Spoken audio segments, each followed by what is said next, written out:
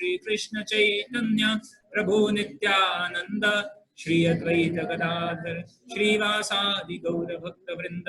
हरे कृष्णा कृष्णा कृष्णा हरे हरे, हरे राम राम राम हरे हरे। हरे कृष्णा। तो आज हम चर्चा करेंगे कि किस प्रकार जो है हम भगवान के धाम जा सकते हैं। और तो भगवान यह बात श्रीमद् भगवद गीता में यह बात स्पष्ट करते हैं।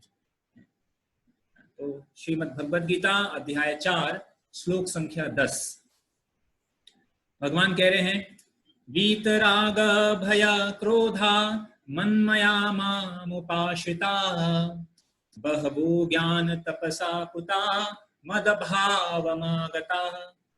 इसका अनुवाद इस प्रकार है, आसक्ति भय तथा क्रोध से मुक्त होकर मुझ में पूर्णतया तन्मय होकर और मेरी शरण में आकर बहुत से व्यक्ति भूतकाल में मेरे ज्ञान से पवित्र हो चुके हैं। इस प्रकार से उन सबों ने मेरे प्रति दिव्य प्रेम को प्राप्त किया है। तो यहाँ पर भगवान बता रहे हैं कि दिव्य प्रेम भगवान का प्राप्त करना और फिर भगवान के साथ भगवान के धाम में निवास करना है, तो हमें क्या करना पड़ेगा। तो यह जो श्लोक है अध्याय 4 का श्लोक संख्या 10, यहाँ पर भगवान यह बात बता रहे हैं। तो वास्तविक रूप में भगवान यह बात क्यों कह रहे हैं, क्योंकि अर्जुन के मन में एक प्रश्न हो रहा है। अर्जुन के मन में क्या प्रश्न है? अर्जुन सोच रहा है, हृदय के अंदर सोच रहा है, वो बोल नहीं रहा है, लेकिन हृदय के अंदर अर्जुन सोच रहा है कि क्या ऐसा व्यक्ति अत्यंत दुर्लभ है, कैसा व्यक्ति जो श्री कृष्ण के जन्म और कर्म की दिव्यता को तत्व से जानता है। क्योंकि इसके पहले के श्लोक में क्या है, जन्म कर्म च मे दिव्यम।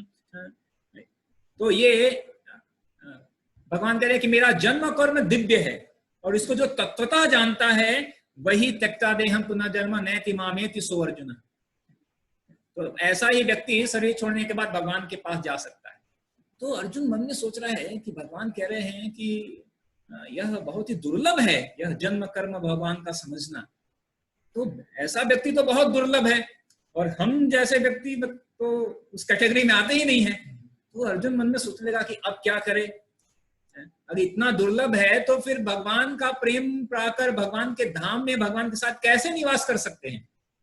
तो फिर अर्जुन मन में ऐसा सोच रहा है कि क्या पहले कोई ऐसा व्यक्ति है, जैसे अगर हम कोई कार्य करते हैं तो हम देखते हैं कि अरे पहले ऐसा हुआ था, मतलब ऐसे पहले किसी ने किया था, तो मतलब हम भी कर सकते हैं। पहले किसी ने किया हो तो हमें भी करने का साहस होता है।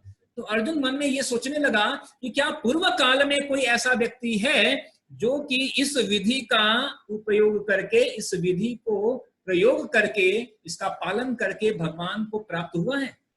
ऐसा मन में अर्जुन सोचने लगा। तो भगवान जो है वो तो अंतर्यामी है, तुरंत भगवान अर्जुन के हृदय की बात को समझ गए, और इसलिए यह 4 अध्याय का यह 10वां श्लोक भगवान कह रहे हैं। भगवान क्या कह रहे हैं लास्ट में, बहवो ज्ञान पुतः। बहवो मतलब बहुत से लोग जो है आ चुके हैं। बहवो ज्ञान पुतः मद भावमागता, मेरे भाव को प्राप्त हो चुके हैं बहुत से लोग। तो अर्जुन, भगवान अर्जुन के मन के संशय को पहचान कर ये कह रहे हैं कि नहीं, चिंता मत करो। तुम सोच रहे हो कि कोई आया है या नहीं आया है मेरे पास इस विधि का उपयोग करके, तो चिंता मत करो, बहुत से लोग पहले से आ चुके हैं। बहु ज्ञान पुता। तो अर्जुन के इन संदेह को दूर करने के लिए भगवान ने यह बात स्पष्ट किया। तो अगर हम देखें 4.9 में जब भगवान प्रयोग कर रहे हैं शब्द यह जन्म कर्म च मे दिव्यम यो व्यक्ति तत्वतः, यह मतलब जो कोई मतलब एक व्यक्ति, एक वचन जिसे कहते हैं। और लास्ट में भगवान ने शब्द प्रयोग किया है एति मतलब प्राप्त करता है। प्राप्त करता मतलब कि वर्तमान काल में, यह वर्तमान काल है कि मतलब एक कोई व्यक्ति जो कि जन्म कर्म की दिव्यता को समझता है, वो व्यक्ति मुझको प्राप्त करता है। भगवान ने यह बताया। तो अर्जुन ने सोचने लगा कि पहले कोई ऐसा हुआ था कि नहीं हुआ था। तो 4.10 में भगवान क्या है, 2 शब्द प्रयोग किए हैं। पहला शब्द प्रयोग किए हैं बहवः। बहवा मतलब बहुत से लोग, अनेकों लोग। तो पहले वाले श्लोक में अर्जुन को संशय था कि यह यानी एक व्यक्ति कोई, तो भगवान ने कहा नहीं नहीं नहीं, चिंता मत करो, बहुत से लोग पहले। और भगवान ने एक शब्द प्रयोग किया है, आगता। आगता मतलब कि प्राप्त किया था, यानी पहले पहले भी बहुत लोगों ने इस विधि का उपयोग करके मुझको प्राप्त किया था। ऐसा भगवान यह संदेश देना चाहते हैं, अर्जुन के मन के संशय को भगवान ऐसा दूर करना चाहते हैं। तो इसलिए यह श्लोक बहुत ही महत्वपूर्ण है। तो इस श्लोक में 4 महत्वपूर्ण बातें बताई गई हैं, जिनको हम सिलसिलेवार हम चर्चा करेंगे। तो भगवान ने यहाँ पे बताया है राग, पहला भगवान ने बताया है कि राग भय तथा क्रोध से मुक्त होना। वीत राग भय क्रोधा मनमया माम उपासित, यानी राग भय और क्रोध से मुक्त होना। तो राग का मतलब क्या होता है? एक राग होता है जो गाया जाता है जो आलाप करते हैं, सारे गा, ऐसा कुछ राग होता है, राग भैरवी राग, ऐसा, ठीक है। तो यहां पर राग का क्या मतलब है? तो वास्तविक रूप में राग का अर्थ है ऐसे व्यक्तियों या ऐसे वस्तुओं के प्रति प्रियता, यानी प्रिय है, बहुत प्रियता का संबंध होना, जिनके द्वारा व्यक्ति को इंद्रिय तृप्ति प्राप्त होती है। यानी सामान्य भाषा में कहें कि ऐसा व्यक्ति या ऐसा वस्तु जिसके द्वारा उसका बहुत प्रिय संबंध है, बहुत अच्छा है, बहुत निकट का संबंध है, और उसके द्वारा प्रसन्नता किसकी हो रही है? खुद की, भगवान की नहीं हो रही है, भगवान की नहीं हो रही है। जब खुद की प्रसन्नता हो ऐसे व्यक्ति या वस्तु या स्थिति से, तो हम कहेंगे कि यह राग है। भगवत गीता में राग शब्द बहुत जगह पर बोला गया है। भगवत गीता के 14वें अध्याय के 7वें श्लोक में भगवान कहते हैं रजो राजात्मक विद्धि। यह रजोगुण क्या है? रागात्मक है। रजोगुण क्या है? वो रजोगुण से क्या आसक्ति उत्पन्न होती है, रागात्मक है। भगवान 18 अध्याय के 27वें श्लोक में कहते हैं राग ही कर्म फल प्रेक्षु, कि जो रजोगुणी करता है वह कर्म फल की इच्छा करने वाला होता है। यानी जो रागी है वो क्या करता है? कर्म फल की इच्छा करता है। तो सामान्यतः राग का सामान्य अर्थ है कि यह आसक्ति होना, लगाव होना ऐसे व्यक्ति और वस्तु से जो कि हमारे इंद्रिय तृप्ति की बात करता है। इसलिए भगवान कह रहे हैं कि ऐसे राग को क्या करना है? छोड़ना है। वीत मतलब मुक्त होना या छोड़ना, तो वीत राग, तो राग को छोड़ दीजिए। अब दूसरा भगवान क्या कह रहे हैं कि क्या छोड़ना है? तो अच्छा, राग के साथ जहां भी राग होता है यानी आसक्ति होती है, तो राग के साथ द्वेष भी जुड़ा है। इसलिए एक शब्द कहते हैं राग द्वेष। कहीं भी राग होगा तो उसके, जैसे कहते हैं ना, एक सिक्के के 2 पहलू होते हैं, तो उस सिक्के का एक पहलू राग है तो दूसरा है द्वेष। मतलब अगर आपको कुछ आसक्ति है तो द्वेष भी जरूर होगा। अगर आसक्ति है, राग है, तो द्वेष अपने आप होगा। क्यों? अगर किसी वस्तु से आपको आसक्ति है और उस वस्तु को प्राप्त करने में अगर कोई बाधक बन जाए तो उससे क्या होगा? तुरंत द्वेष हो जाएगा। उदाहरण के लिए दुर्योधन को राग था। किससे राग? वास्तविक रूप में दुर्योधन को पांडव से द्वेष नहीं था। कोई ऐसा नहीं कि मेरे को उससे द्वेष है। दुर्योधन को राग था। किससे था? सिंहासन से, हस्तिनापुर के सिंहासन से। क्योंकि उसको सिंहासन से राग था और उस सिंहासन को प्राप्त करने के लिए बाधक थे पांडव, इसलिए उसको पांडव से द्वेष हुआ। तो ये जो राग है, राग के कारण यह द्वेष आ जाता है। राग के कारण द्वेष आ जाता है। कई बार एक भक्त उदाहरण दे रहे थे कि जैसे कई बार कोई फेस्टिवल होता है तो भगवान का 56 भोग महाप्रसाद निकलता है, ठीक है। तो भक्त, तो सामान्यतः भक्त यही चाहते हैं, उनको अपने खाने नहीं, वो चाहते हैं कि लेकर हम जो है अपने जो हमसे जुड़े हुए हैं उनको देंगे, ठीक है। तो सब में झगड़ा होता है कि यार कौन महाप्रसाद अधिक इकट्ठा कर जाए। क्यों इकट्ठा करे? कि हम अपने जो संबंधी हैं उनको देंगे। और फिर अगर उसमें कोई बाधक हो जाता तो बहुत द्वेष होता है, वो महाप्रसाद अधिक ले गया, वो क्या ले गया, हमें तो मिला ही नहीं, मैं तो मतलब सेवा कर रहा था और सब महाप्रसाद निकाल के चट कर गए। तो कहने का मतलब कि जहां भी कहीं राग होगा, देखिए अगर हमें किसी भी व्यक्ति से द्वेष हो रहा है और अगर आप उसको माइन्यूटली ऑब्जर्व करेंगे तो पाएंगे कि वह द्वेष का कारण क्या है कि हमारा उस राग है, आसक्ति है, और उसके बीच में वो व्यक्ति बैठ गया है, खड़ा हो गया है। और इसलिए हमको उससे द्वेष हो रहा है। वो हमें करने नहीं दे रहा है जो हम करना चाहते हैं।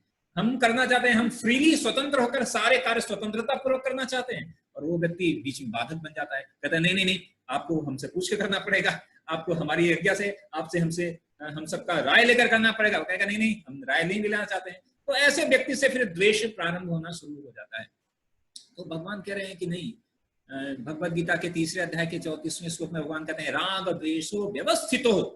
हमें क्या करना है, जो श्री कृष्ण का जो भक्त है वह संपूर्ण राग और द्वेष से मुक्त होता है। उसको राग द्वेष से वह मुक्त होता है। उसको न तो आसक्ति होती है भौतिक वस्तुओं से, भौतिक व्यक्तियों से, और न ही उसको उससे द्वेष होता है।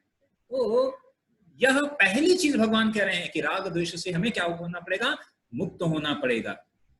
आगे भगवान कह रहे हैं राग द्वेष भय क्रोध।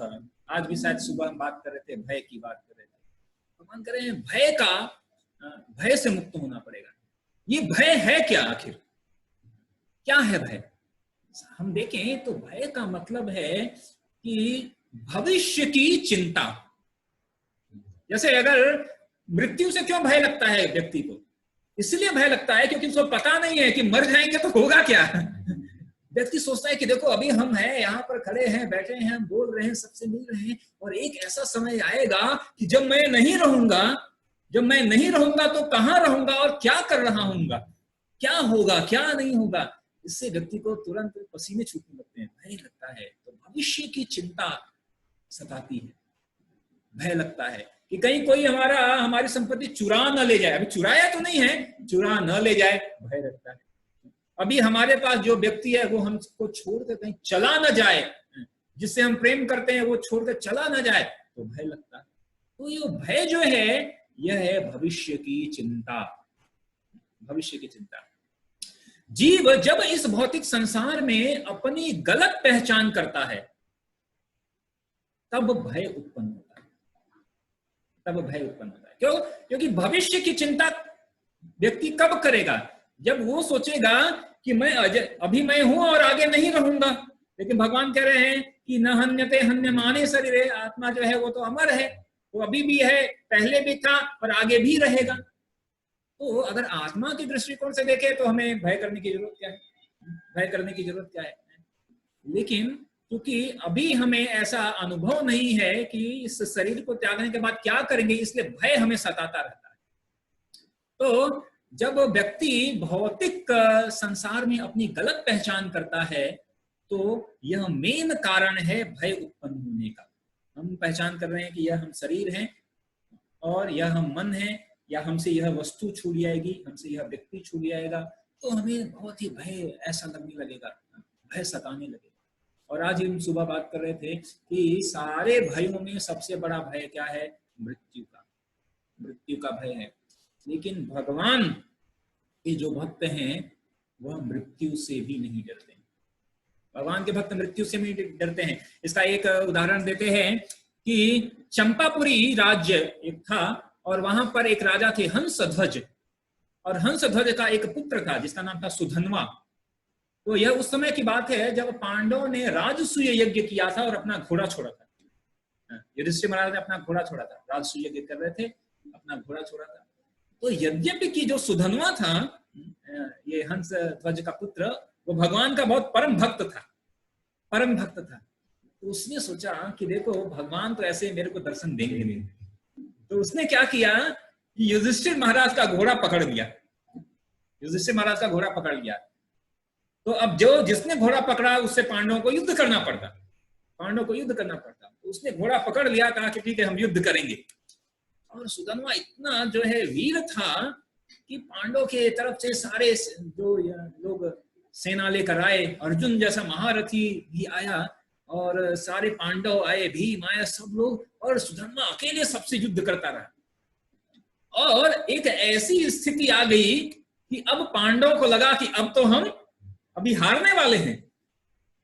सुधन्वा इतना, और सुधन्वा युद्ध कैसे करता था? भगवान का नाम स्मरण करते हुए युद्ध करता था। ठीक है, मतलब किससे युद्ध कर रहा है? भगवान के भक्त से युद्ध कर रहा है। उधर भी पांडव भगवान का स्मरण करके युद्ध कर रहे हैं, सुधन्वा भी भगवान का स्मरण करके युद्ध कर रहा है। दोनों में घमासान युद्ध हो रहा है और एक ऐसी स्थिति आ गई कि अब पांडवों को लगा कि अब तो हम अभी हारने वाले हैं। जैसे ही पांडवों को लगा कि अब हम हारने वाले हैं तो तुरंत भगवान का स्मरण किया, भगवान का, और भगवान वहां पर प्रकट हो जाते हैं। जैसे ही भगवान प्रकट होते हैं सुधर्मा जाता है और तुरंत जाकर भगवान के शरण में, भगवान के चरणों में जो है नतमस्तक हो जाता है। कहता है कि मैं सिर्फ इसीलिए युद्ध कर रहा था कि आप मेरे समक्ष प्रकट हो जाएं। ठीक है, मैं तो युधिष्ठिर महाराज के का जो है उनका उनको तो मैं स्वीकार करता हूं, वो तो हमारे राजा ही हैं, और ऐसे भक्त राजा, ऐसे धर्मराज का जो है शासन कौन स्वीकार नहीं करेगा। लेकिन मैं सिर्फ इसलिए युद्ध कर रहा था जिससे कि मुझे आपके दर्शन मिले। ठीक है, तो हालांकि उससे पहले उसका संभव था कि पांडव इतने शक्तिशाली थे, उनकी मृत्यु भी हो सकती थी, लेकिन उसको डर नहीं था ताकि भगवान का जो है दर्शन हो जाए, इसके लिए वह युद्ध करने के लिए भी तैयार हो गया। तो ऐसे भगवान के भक्त होते हैं, उनको किसी प्रकार का कोई भय नहीं होता है। और आज सुबह हम चर्चा कर रहे थे कि लेकिन एक है चीज जिससे भगवान के भक्त भी भयभीत होते हैं।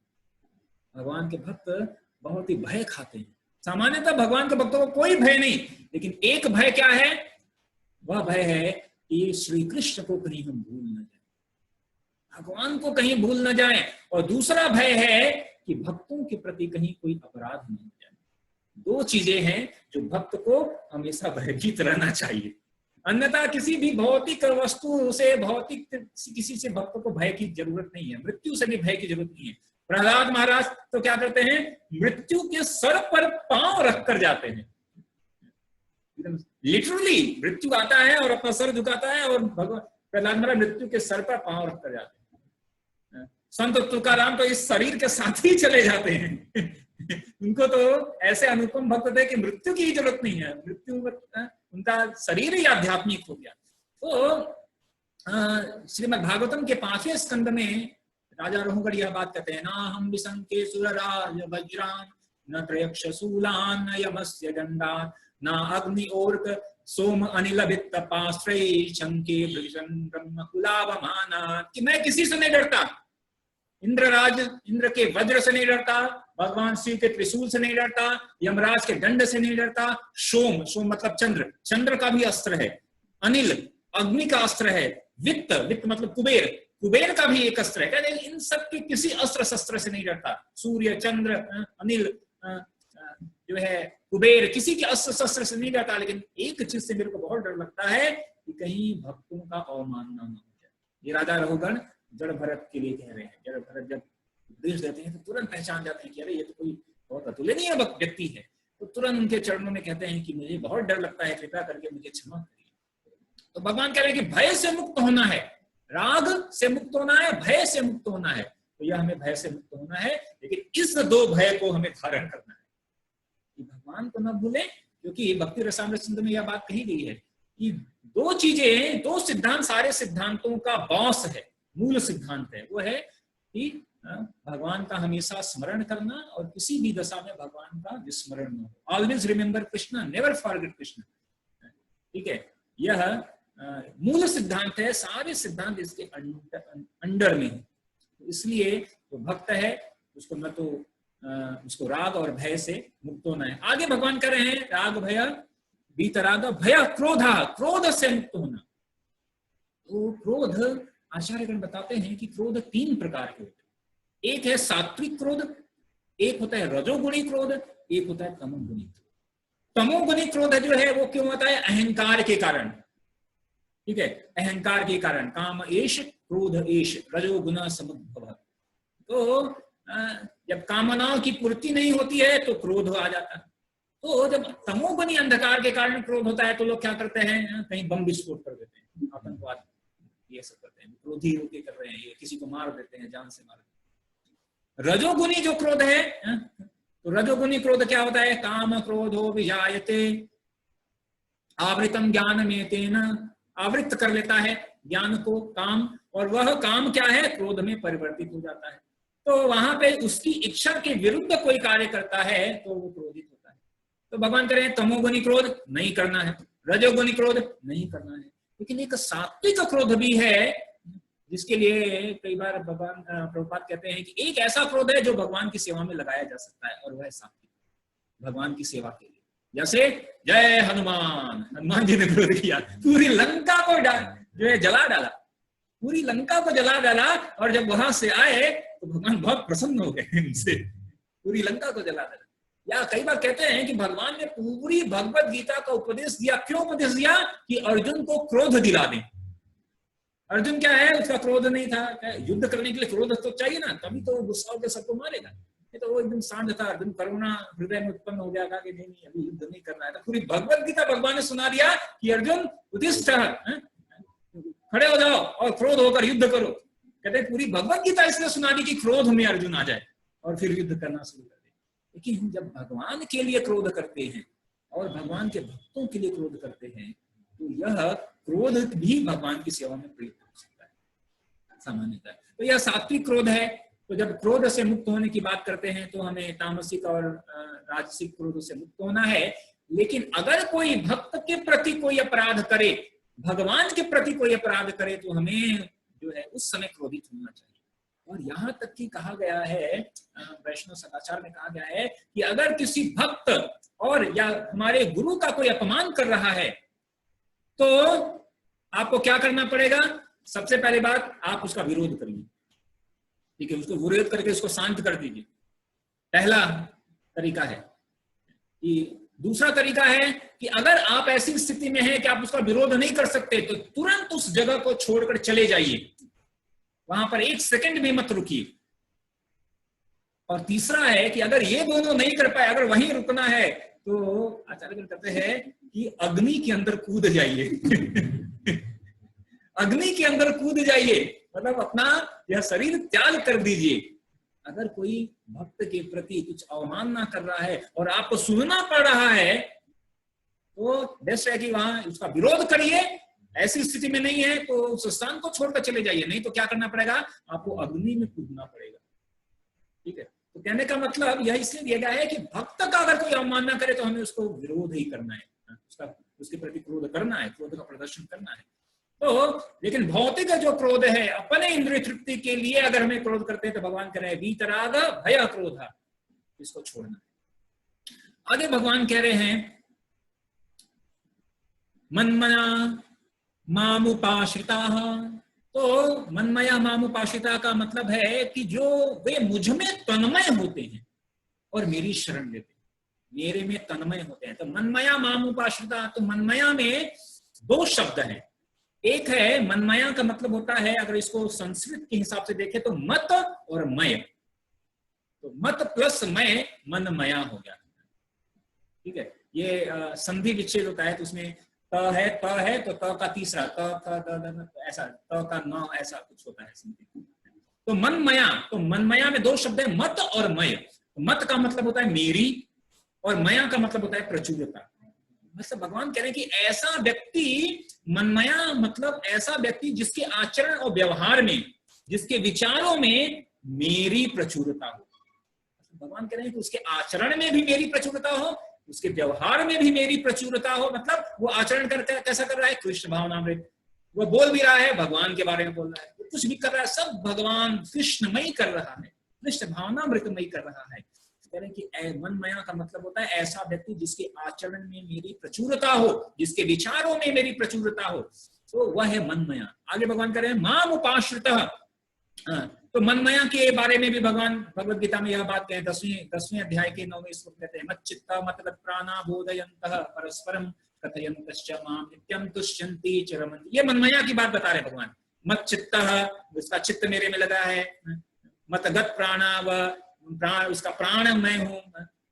बोधयंत परस्परम, आपस में भगवान के बारे में बात करता है। कथयंत कहता है, नित्यम हमेशा, और ऐसा संतुष्टि प्राप्त करता है। तो वह है मच्चित, ये मनमया। तो मनमया माम उपाश्रित, ऐसा व्यक्ति जो है मेरी प्रचुरता, उसके भगवान का प्रचुर रहेगा, उसका विचार रहेगा भगवान का, और भगवान के ऊपर आश्रित रहेगा। तो भागवत में यह भी क्या है, सर्व मायामयम जगत। यह एक बात एक जगह पर कहते हैं, सर्व मायामयम जगत। यह संपूर्ण जगत क्या है? मायामयम है।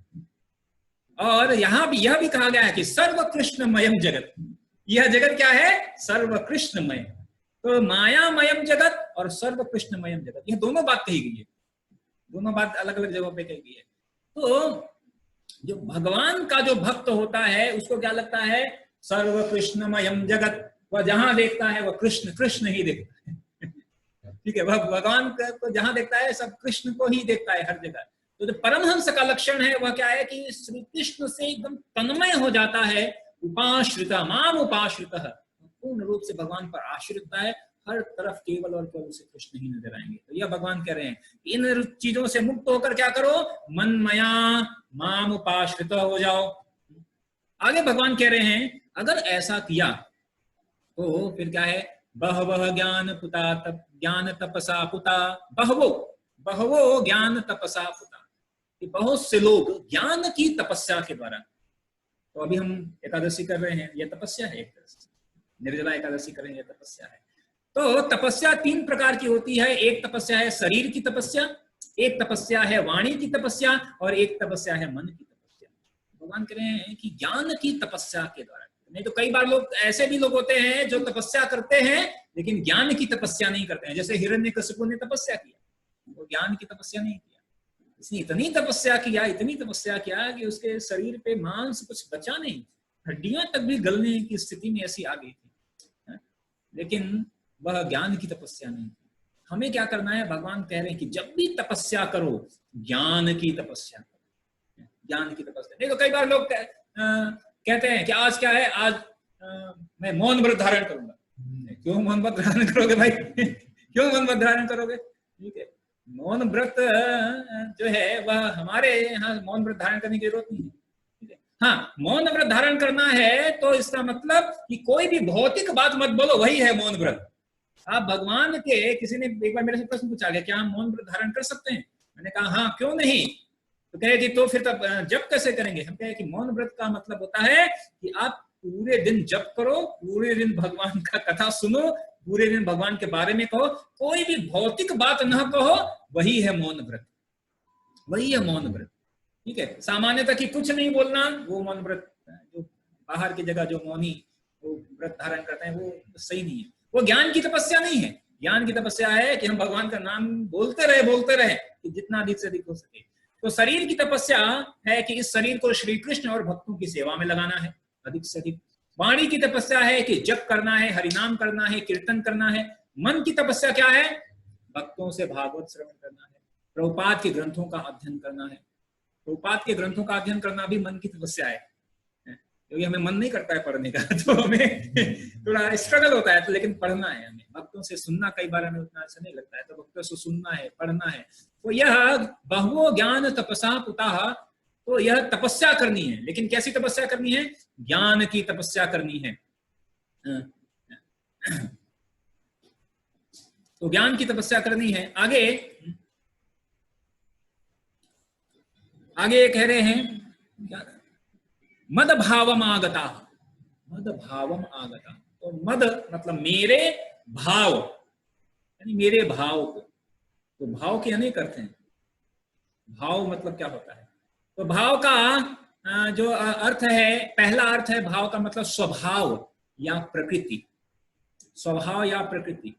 तो जो जीव है वह है तटस्थ।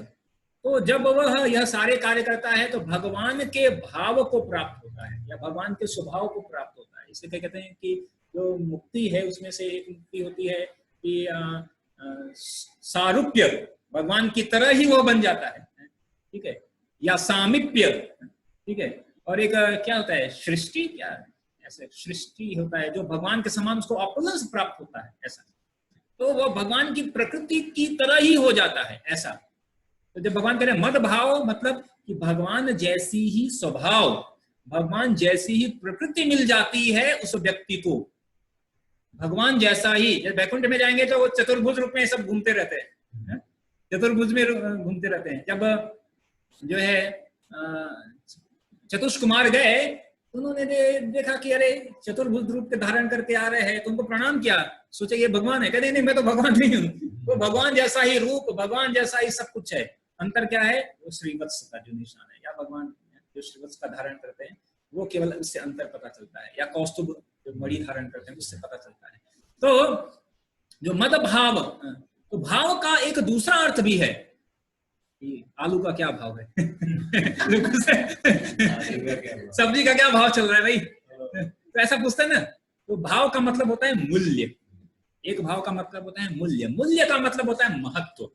तो इसका मूल्य क्या है, ये अमूल्य है, ये बहुमूल्य है, यानी ये महत्व वाला है। तो एक भाव का मतलब है कि यह बहुमूल्य है, मतलब कि भगवान जब करें कि मद भाव, यानी कि मेरे जैसा मूल्य या मेरे जैसा महत्व का वह व्यक्ति बन जाएगा। जब हम भगवान की शरण में जाएंगे तो केवल भगवान की प्रकृति या स्वभाव ही नहीं, भगवान जैसा महत्व भी हमें प्राप्त होगा, ऐसे ऐसा भगवान कह रहे हैं। यह भाव का दूसरा अर्थ है। और एक तीसरा भी भाव का अर्थ हम ले सकते हैं कि जो लोग श्री कृष्ण के धाम में जाते हैं, नहीं ये तो वही बात होगी। तीसरा भाव का एक अर्थ है जो आदौ श्रद्धा ततो साधु संग भजन क्रिया अनर्थ निवृत्ति निष्ठा प्रेम भाव, वो भाव और प्रेम आता है ना, वो भाव, प्रेम से पहले का क्या आता है, भाव। वो जो शरणागति का आता है श्रद्धा, साधु संग, भजन क्रिया, अनर्थ निवृत्ति, निष्ठा, रुचि, आसक्ति, और 8वां सोपान है भाव, और फिर 9वां सोपान है प्रेम, जो नवधा भक्ति या 9 प्रकार ये कहते हैं। नवधा भक्ति तो श्रवण कीर्तन भी है, लेकिन 9 अंग ये एक स्टेप भी है। तो भाव का एक दूसरा अर्थ है कि भक्ति योग में भाव के धरातल पर पहुंच जाएगा। भाव के धरातल का अर्थ यह है कि देखिए, प्रारंभ में श्रद्धा होता है, श्रद्धा फिर साधु संग, भजन क्रिया होती है, अनर्थ निवृत्ति होती है। तो इसमें हमें मेहनत करना होता है चढ़ने के लिए। आचार्य बताते हैं कि ये इस तरह है। और एक बार जब हमारी अनर्थ निवृत्ति होकर निष्ठा आ जाती है तो उसके बाद क्या है, ढलान। अब देखिए, कहीं चढ़ाई चढ़िए तो पहले चढ़ना होता है, लेकिन उसके बाद उतरना बहुत आसान होता है। तो निष्ठा के जब निष्ठा हो जाती है, रुचि हो जाती है, आसक्ति, तो जो भाव स्तर है उस स्तर में जो व्यक्ति है वह भाव भक्ति में कार्य करता है। उसको स्ट्रगल नहीं करना पड़ता है, जैसे अभी हमें भगवान का नाम स्मरण करने के लिए स्ट्रगल करना पड़ रहा है, ऐसा स्ट्रगल उसको नहीं करना पड़ता है। तो भगवान कह रहे हैं कि वह भाव को प्राप्त हो जाएगा। प्रेम के पहले का जो भाव के बाद एक ही स्टेज है, वो है प्रेम। तो भगवान कह रहे हैं मद भाव मागता बहुवो ज्ञान तपसा पुता मद भाव मागता। तो ऐसा व्यक्ति जो है वह मेरे भाव को प्राप्त होगा। भक्ति युग में भाव के धरातल पर ऐसा व्यक्ति पहुंच जाएगा। जब भाव के धरातल पर पहुंच जाएगा तो फिर वह प्रेम पे पहुंचना उसके लिए बहुत आसान है। वह प्रेम प्राप्त कर लेगा, और जब प्रेम प्राप्त कर लेगा तो भगवान कह रहे हैं कि फिर वह मेरे साथ ही रहेगा। तो यहाँ पर यह भगवान पूरा स्टेप बता रहे हैं कि किस तरह भगवान के भाव को प्राप्त कर सके, भगवान के महत्व, भगवान के समान महत्व की बात कर रहे हैं, या भगवान की प्रकृति। लेकिन भक्त जो है वह भगवान के समान महत्व या ऐसा प्राप्त नहीं करना चाहता है। वह चाहता है कि मैं भगवान का जो है भक्ति भाव केवल मैं वह मेरे में हमेशा रहे, और मैं हमेशा भगवान का सेवक बना रहूं, हमेशा नित्य सेवक बना रहूं। प्रहलाद महाराज से भगवान पूछते हैं कि क्या चाहिए। साक्षात भगवान खड़े गए, अभी क्या चाहिए, आप खुद मिल गए और क्या चाहिए। ठीक है, तो लेकिन प्रहलाद महाराज क्या कहते हैं कि मुझे क्या करिए कि अगर आप मुझसे प्रसन्न हैं तो हमेशा भक्तों के सानिध्य में रखिए, और भक्तों के सानिध्य में रहते हुए मैं आपकी सेवा करता रहूं, ऐसा वरदान दीजिए। प्राप्त क्या है, हमारे इष्ट क्या है कि भगवान को प्राप्त करना, और भगवान सामने खड़े हैं, प्राप्त हो गए, और वो क्या कह रहे हैं कि नहीं मेरे को भक्तों का संग चाहिए, भक्तों का संग चाहिए। तो यह भाव को भी प्राप्त करना, तो जो है भगवान कह रहे मद भाव आगता, ऐसा व्यक्ति आगता आ सकता है। पहले भी आए थे और आगे भी आ सकते हैं। ठीक है, पहले भी आए थे और आगे भी आ सकते हैं। इसलिए अर्जुन चिंता मत, बस क्या करो, वीतराग भया क्रोधा, इन सबसे मुक्त होइए और ज्ञान की तपस्या करिए, और इन सारे चीजों के द्वारा मेरे भाव को आप बहुत ही आसानी से प्राप्त कर सकते। ठीक है, हरे कृष्ण।